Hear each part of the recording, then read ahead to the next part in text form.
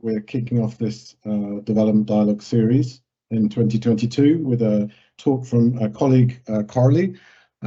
Just as a bit of background, I worked with Coralie indirectly a couple of years ago because a PhD student of mine, Jessica Spakers, was at the Stockholm Resilience Centre, and she was looking at questions of climate change and the impact on fisheries conflict. So it was a very complex and interesting study, but it was also very difficult to explain that to an audience.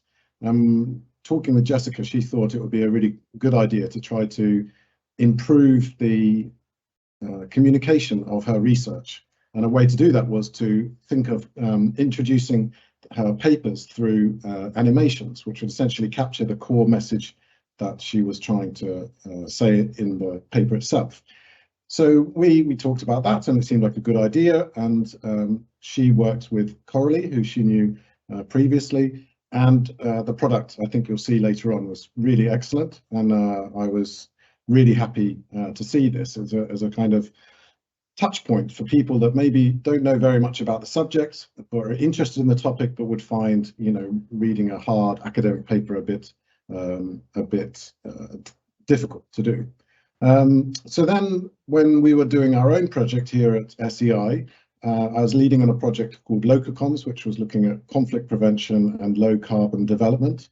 And basically we had planned to do a series of dissemination activities in Kenya and Ethiopia, as well as in Stockholm. But of course, as we all know, COVID had other plans, and that really made it difficult to communicate the outcomes of the project we were working on. And we were sort of going around the houses a bit amongst the team about thinking of options to disseminate our work.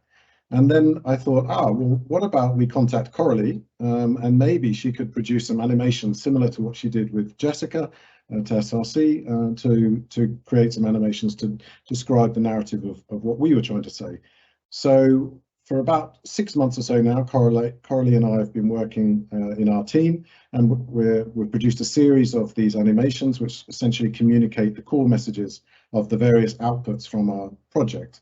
And it's been a real pleasure and a really interesting experience to work with a professional who really knows what they're doing, but doesn't know much about our subject. And that interaction has been, you know, really enjoyable. And it's great to get somebody who is, you know, pushing back at you and interrogating you and saying, yep, that's great, lots of lovely words, but what are you trying to tell me here? And who are you trying to tell it to? So it's been really a positive experience for me, and I've really enjoyed working with Coralie over the last few months. So I will pass the mic over to Coralie, and then she can tell a little bit more about what she's been doing on this project and some other work she's done before as well. Over to you. Yes, thank you, Matthew. I will start by sharing my screen. You will see my presentation. I think I need to include music as well. All right, if everything works well, you will see my presentation now. So, hi everybody. My name is Coralie Legrand, and I am a motion designer and visual storyteller from Brussels, Belgium. And I'd like to start by thanking SEI, and in particular Matthew Osborne and the team behind SweDev Talks, for inviting me today to talk to you about visual communication and storytelling and how it can help you to create more impact with your research. I'll start off by giving you a short introduction on me and my work. After that, I'll be talking a little bit about storytelling. So what is it and why is it so important? Next, I'll be taking you through all of the different steps of creating an animated explainer video, and I'll do this through different projects that I've created. And lastly, I'll give you some key takeaways, and we will have a Q&A after that. So let's start with a short introduction. As a professional, I can go by many names. I'm a motion designer, I'm a graphic designer, I'm an illustrator, I'm also an animator, I'm a social entrepreneur, but in general, I am a visual storyteller. So through storytelling, I design and create still or animated content that helps deliver a message to raise awareness, to inform, or to educate a certain audience. And I've been designing for more than 10 years, and I've added animation to my tool belt around 4 years ago. And after a career in fast fashion, I realized I really wanted to use my skills to help raise awareness around sustainability and to focus on science communication and social impact. Because I want to help create change to move towards a better future and to tackle the climate crisis. So scientific research plays a very important role in our society, but often it stays inside of the academic world. And my mission is to really create visual communication tools that help bridge that gap between the scientific community and the rest of the world. And I do this by making the complex science more digestible. So my challenge is really to translate the complexity behind it and to make it more understandable and engaging as a tool to create societal impact. And this is something I'm super passionate about because I think that there's tremendous opportunity for visual communication and storytelling here. So what does my work look like? This is a short selection or small selection, and it can be really anything from a still illustration to an animated GIF, a full explainer video, social media posts, but also infographics, publications, or presentations. So now that you know what I do, I would like to tell you a little bit more about storytelling. So what is storytelling? Well, storytelling is the vivid description of ideas, beliefs, personal experiences, or lessons through stories or narratives that evoke powerful emotions and insights. And what is visual storytelling? Visual storytelling is a story that's primarily told through the use of visual media. So the story can be told using photography or illustration, video. It can be enhanced with graphics or different types of audio, such as voiceover or music. But why is it so important and valuable? So this is the Sulawesi cave in Indonesia, and this might actually be the world's oldest recorded story. And in his TED Talk, The Science of Storytelling, author and journalist Will Storr says that stories come as natural to our brain as breathing is to our mouth. It's really a product of our biological evolution. And the brain loves stories.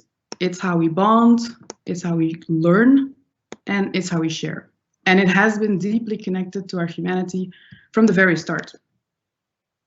So about 100,000 years ago, humans started developing language, and it is believed that we started using storytelling to transfer knowledge from generation to generation, to educate each other, to warn each other.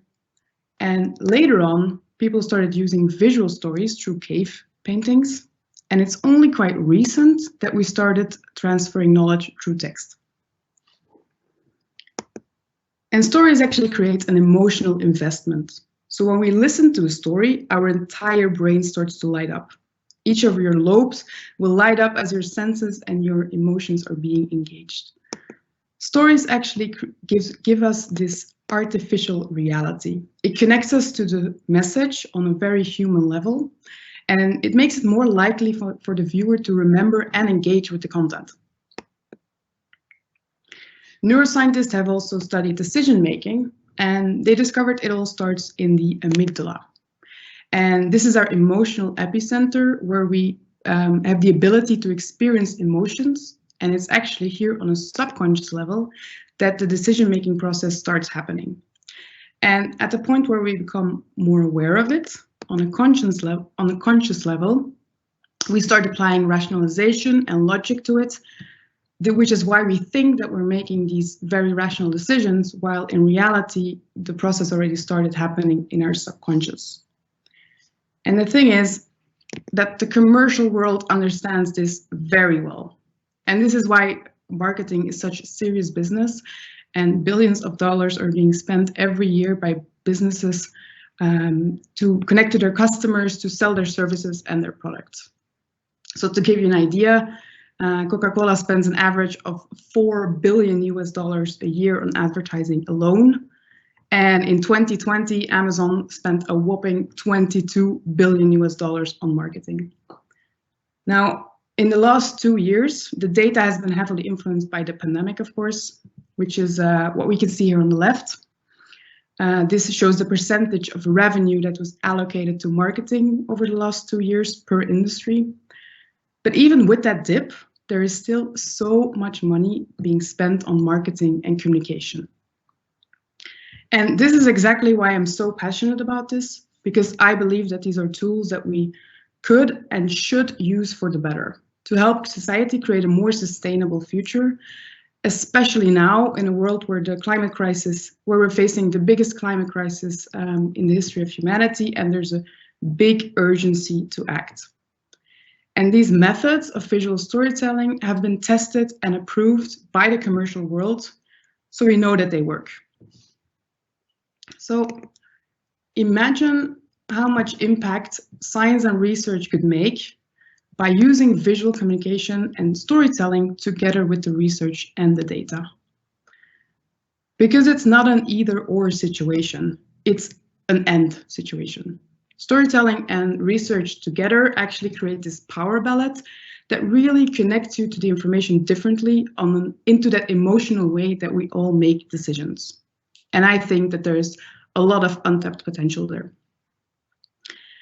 But it's not an easy task, because in today's communication field, there are two opposing forces at work. On one hand, we have the content overload. There is so much content being released every day that people often suffer from digital fatigue. And on the other hand, we have fragmented user attention spans. And those two together make it quite challenging to really stand out for a crowd when you're communicating something. But that's why it's so important to really make a difference and really connect to the viewer on an emotional level. And that's what visual storytelling can do. It gives us a way to open up to a whole new world of possibilities, new ways to convey the message and to share it. So that's all about storytelling. But how do we build those visual stories? Well, that's my job, and it is something that I'm very excited about. So let me tell you how that works. For the purpose of this talk, I'll be talking about the process of creating an animated explainer video. Like I mentioned in the beginning, there are different types of visual communication tools, but most of them include the steps that I'll be talking about today. Some of them have less steps, some of them have more, but in general, this is what the essence, what the process looks like. I'll be talking about all of the different steps that you see on this chart here, and we'll go through them one by one. So, first things first. Every great project starts with a clear briefing. Sometimes clients come to me and they know exactly what they want. They have all the information bundled up, they know what they want, they know what they need, and that's amazing. But sometimes they don't, and that's also fine, because then we can create the brief together. The most important thing to know before you start on creating a communication tool is to know your goal. What is the purpose? What is it that you want to achieve with this communication tool? What is the desired outcome? So for example, do you want to trigger people with the video to afterwards read the full research paper? Or do you want to take out a particularly complex part of the research and really explain that? So knowing where you want to go is half of the work. After that, there are two important secondary questions to be answered. And the first one is, what are we trying to communicate? So what is the core message that we're trying to get across? And narrowing this down into one or a few sentences really helps to set a target for the video. The second secondary question to be answered is, who are we talking to? So who is the audience that we're trying to reach? And this is very important, because in order to create a captivating tool that really connects to the viewer, we have to know who they are and we have to know what their background is. So for example, if we're trying to reach scientists or practitioners in a specific field, we might be able to assume that they already have some prior knowledge on the subject. But on the other hand, if we're trying to reach a general public who might not have an academic background, we need to adjust our language and the way we're getting the message across. So once these three main questions are answered, we can move on to the next stage. And that is the script. The script is really the base for the entire video. This is a highly collaborative stage where we set a solid foundation for an engaging story that effectively conveys the core message.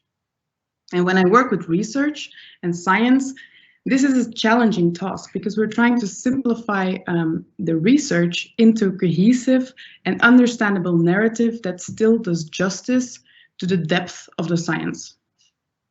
And when it comes to an animated video, more words mean more time and also more work. So to give you an idea, a 2-minute video should not have more than 300 to 350 words.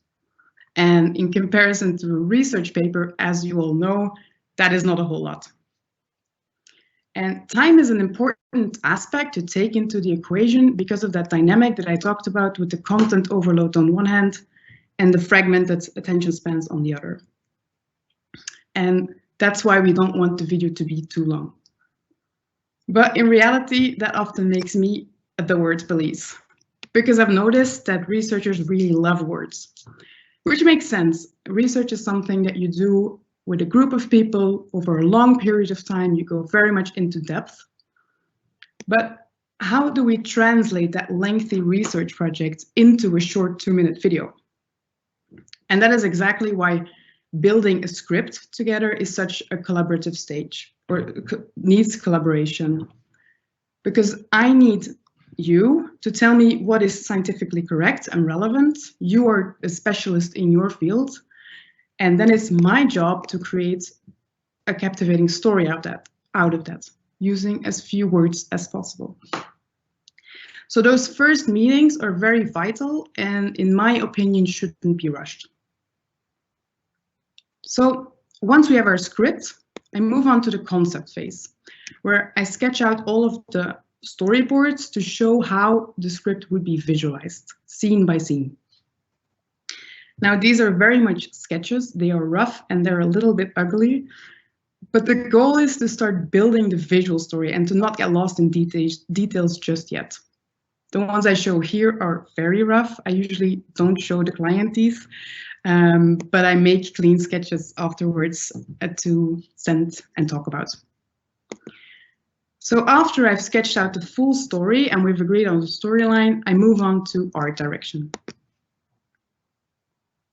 And art direction is really all about style. It's about colors, textures, basically the look of the video. And I explore different styles through mood boards. And for this project that I'm co-creating with SEI and Matthew, we are looking at low carbon development in Africa, and we're trying to explain the technique of flood recession farming, which is a technique that is being used in, for instance, the Omo Valley in Ethiopia. And we want to explain why it is so important, but also what happens when big dams are being built for renewable energy supply and how that disrupts the flood. And in this project, it was very important that we connected the viewer to the people's lives that were interrupted by the dams. And we were very lucky in this project because we had film footage available from Ethiopia. And this seemed like a great opportunity to use that to connect the viewer to the actual people involved.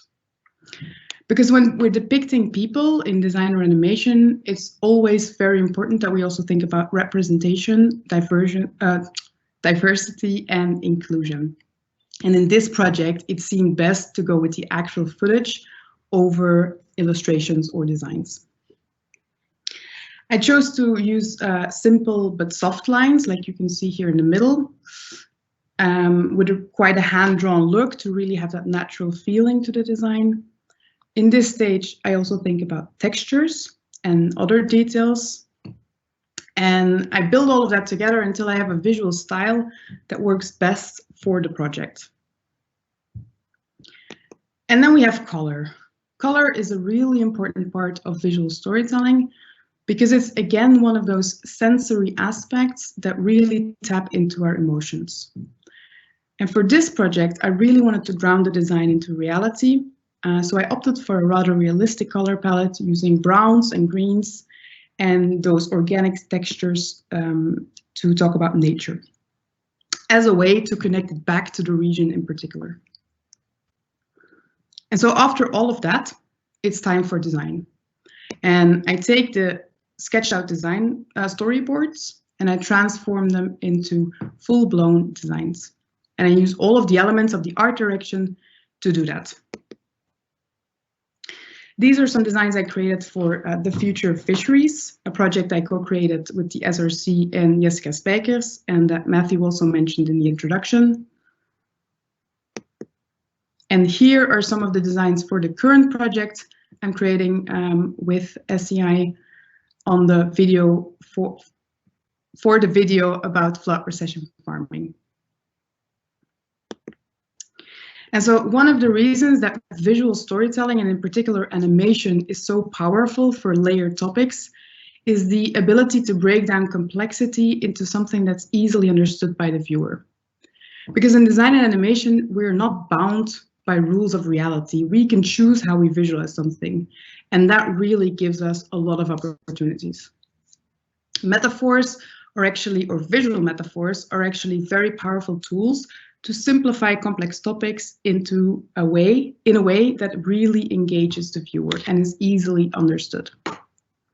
So for example, in this project, the Future of Fisheries, we were breaking down the complexity of different socioeconomic and ecological factors that come into play when we talk about conflict around fisheries. They all affect each other, they intersect, they create a very complex and layered situation. And we needed a way to simplify that. And so in this project, or in this scene, I chose to work with quite a simple setup with different kind of circles that represent those factors that then fall into the sea, disrupting the currents and stirring conflict at sea. So this is actually a great example on how metaphors and visual metaphors can really help to explain a complex topic. So once I have all of the designs, I move on to animation. And that's truly where the story comes to life. Animation is a rather technical and very time-consuming process. So I make sure that all of the design choices are locked before we move into this stage. Here you see some clips for the Future of Fisheries, and you will see more on this project in the end of this presentation as well. And on this slide, you have two clips from the video I'm creating for flood recession farming with SEI. This is still work in progress, but I wanted to show you anyway.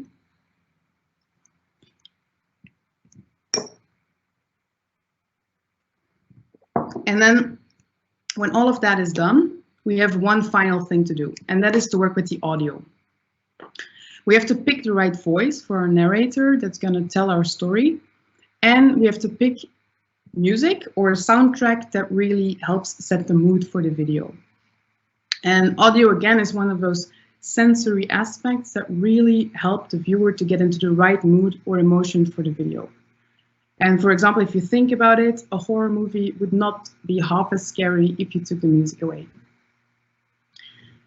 And after that, the video is ready to be used, whether it's to put on a website or to screen in a meeting, to post on social media, wherever you see it fit. And that's it. That's how we create these animated videos. And so to end, I'd like to show you a fully animated video. And I would have loved to show you the two projects that we're creating at SEI, but since they're not quite finished yet, I decided to show you the Future of Fisheries instead.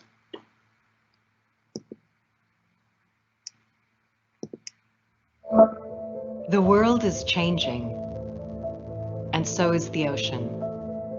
Due to multiple stressors, such as climate change, overfishing, and poor resource management, the ocean suffers a great deal. as do the living species within it. One of the consequences of these unprecedented changes is growing tension over fisheries. Expert data shows that a multitude of stressors is responsible for sparking conflict at sea. Rising nationalism, overfishing, climate change, and inadequate fishery regulations are just a few of those stressors. In some regions, a number of these stressors have already risen to the surface and are already causing ripple effects. Whether they act on a local or global scale, these drivers can further influence each other, making this a complex and layered problem. The ocean's fishery resources play a major part in our food supply. When fish populations become threatened, our global food security will be challenged. If we don't act now, the conflicts that may emerge might put not only fish stocks, but also people at risk. The decisions we make today can lead to a dramatically different tomorrow. Now is the time to reduce risk at sea. Whether you're a policymaker, a concerned scientist, or an engaged citizen, we need all hands on deck. Because only by standing together can we protect our fisheries and avoid conflict at sea. The ocean needs you, because if she is at risk, we are at risk.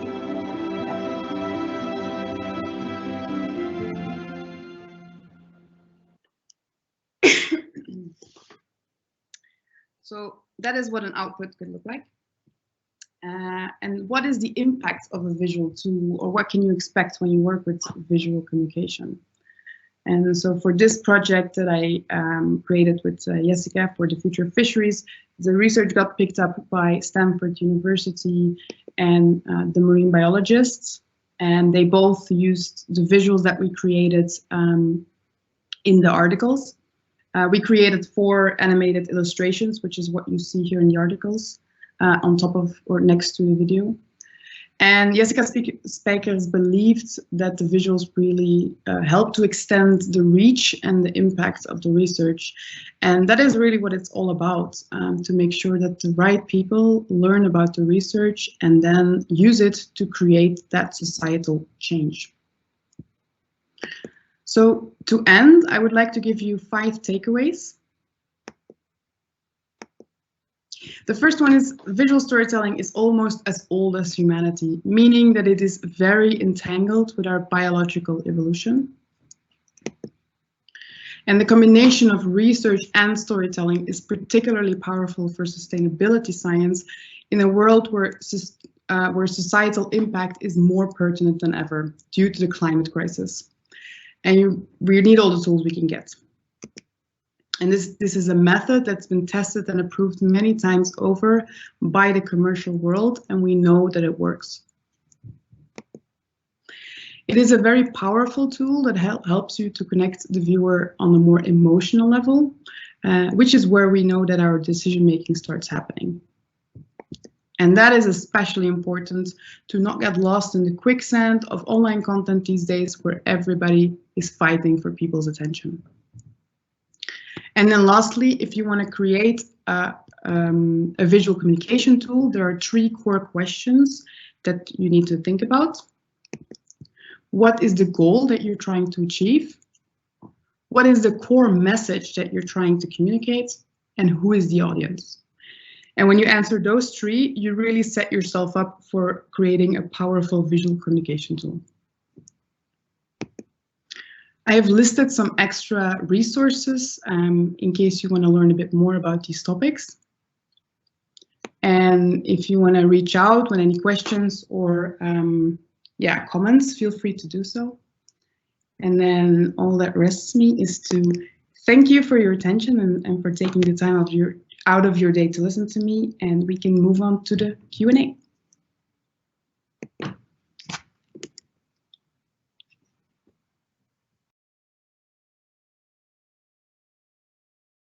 Thank you very much, Coralie. If I could, I can hear the room clapping you in the background, but that was really, really great to hear.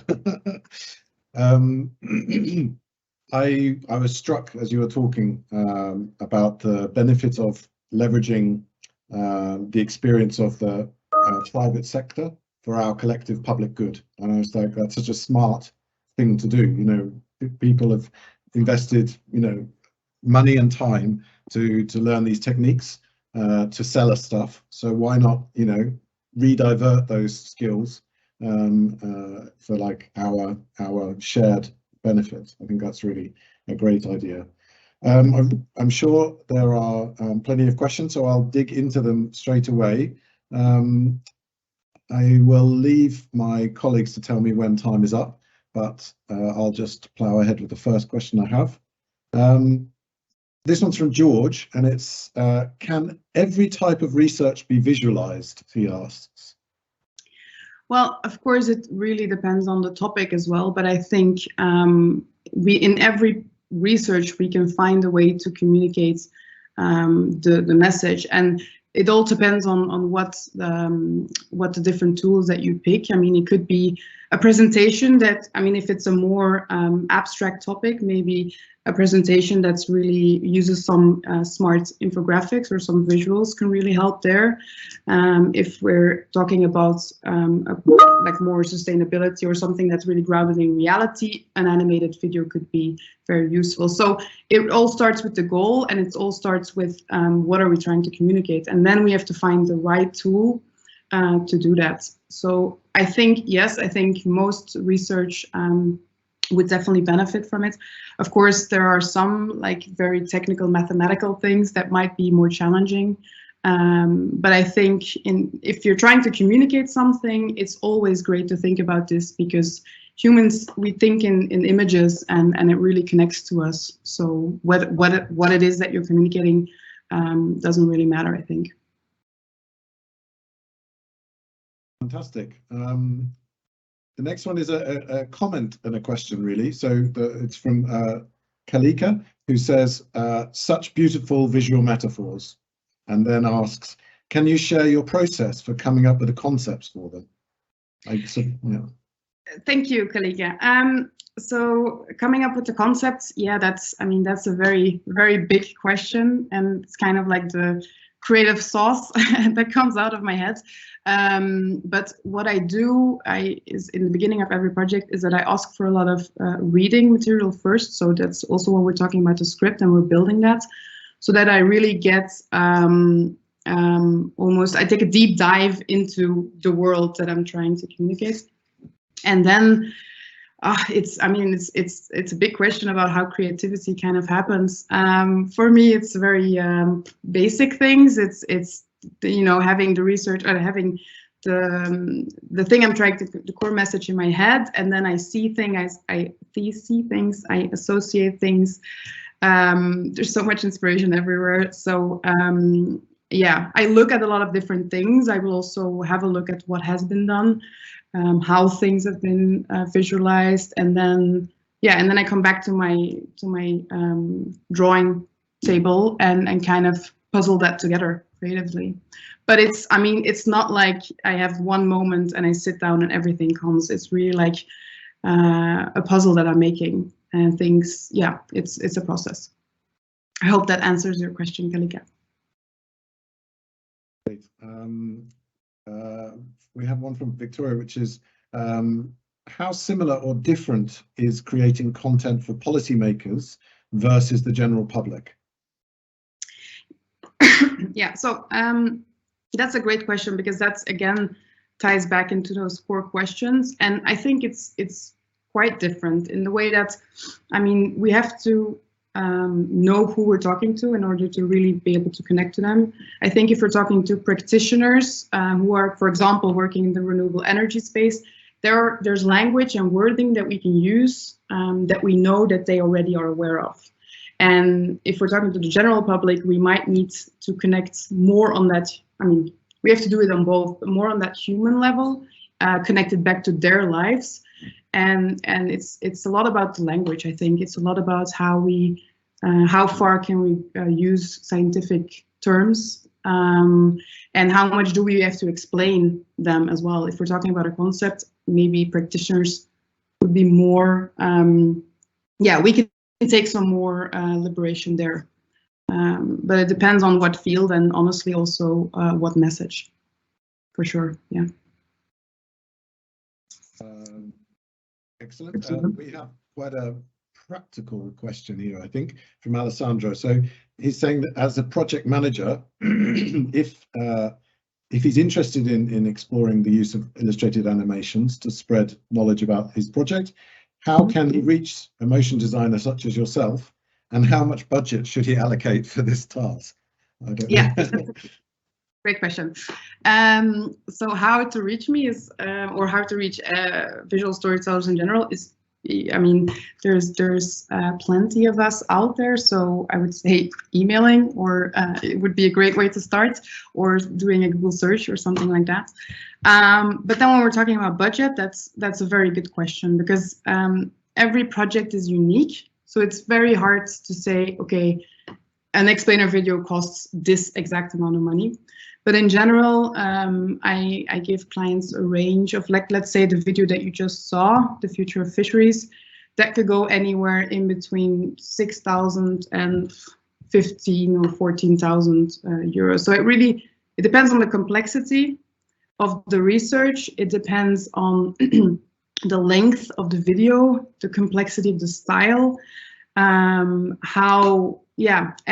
animation is so time consuming that often, and this is a bit sad for us, but often the budget kind of defines how complex and how long we can work on something.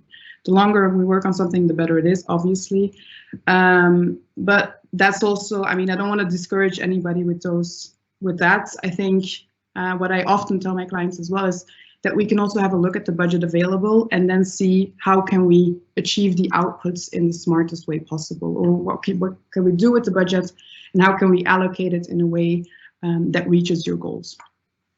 But when we're talking, for instance, about still designs, it could start, I mean, there's such a big range, but it can start somewhere between 500 to 600 euros for an illustration, up to, very difficult to say, 3,000 to 4,000. I mean, it really depends on the project itself. But I think having an open question about that budget you can definitely do that. You don't have to assume to know, or I mean, it's a conversation to have, is what I'm trying to say. I hope that answers your question. Yes, that's a conversation we have had before as well, Coralie. And it's a discussion, isn't it? You have to sort of see what you're trying to do and the length of time you have to do it. We have a question from Johanna, which is, it's a little bit lengthy. When it comes to working with metaphors, how to find a good balance between cliches that are easy to understand, and then creating some new symbols or to represent some more broad topics that might be more difficult to understand. So I guess it's how to sort of simplify, but without it becoming a meaningless cliche. Perhaps. Yeah, and that's really, I mean, that's really my job. When we're trying to build a story, sometimes it's easy to fall into these cliches, or to go like very sensational and to use words or sentences that sound very big. And I think, and I try to, when I work with research and science, to not go overly dramatic. It's something that we see in the commercial world, where it's drama and big things are always very, very good. But I think we're talking about a very serious thing when we're talking about science and data and research. So I think it's important to take that down a bit and to not focus on that dramatic storytelling so much. And when it comes to metaphors, I think there's definitely, we always have to keep in mind who the audience is. Metaphors and some things that are cliche, for instance, for us, might not be cliche or easily understood by people in different parts of the world, different cultures. So it's also about that, and finding this universal language to communicate something. But I mean, cliches are not necessarily always a bad thing. I think if we find things that people within this universal thing that we understand, that can also be a tool, and it's something that we can also use to help them connect.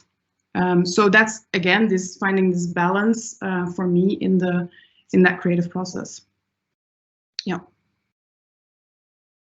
Great. I have a question from Nelson, which is, can you share any concrete examples of how you have engaged with the public in communicating the outcome of research that was done in their community?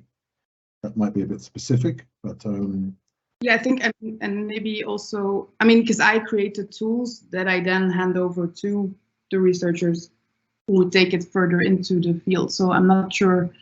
I can only, like what I mentioned with what Jessica talked to me about, how she had a feeling that, or she thought that the research was really picked up or had a further reach because of the visuals. And I mean, I think that's where my knowledge, I'm not an academia. So I know from the world through talking to you and through talking to my clients and stuff like that, but it's not my world. So in that sense, I'm not sure I can answer it fully.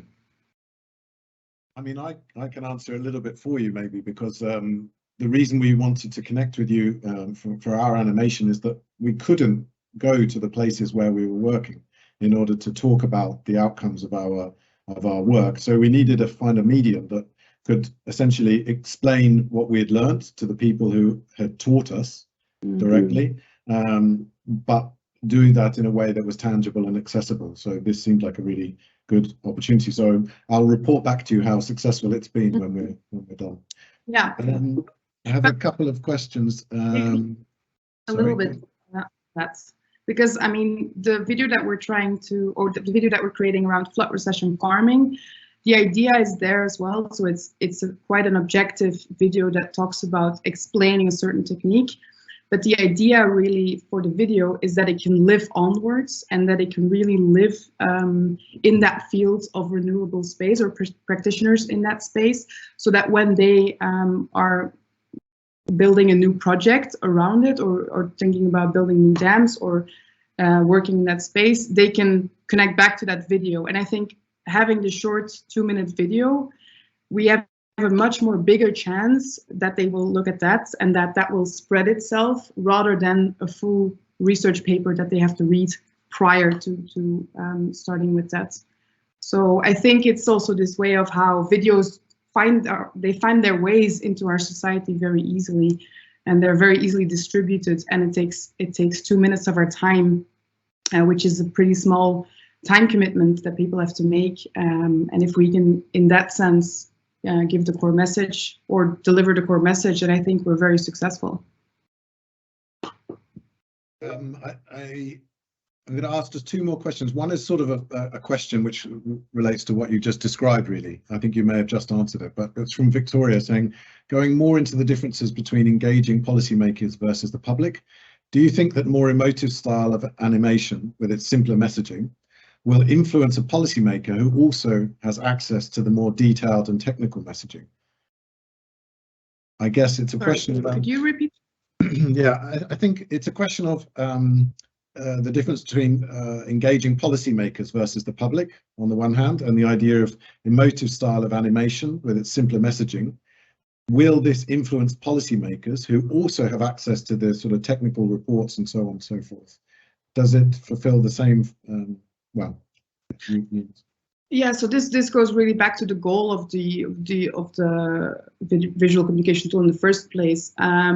What I find is that often when we're trying to reach the general public, it's more on a level of creating awareness around something. So it's more in that space.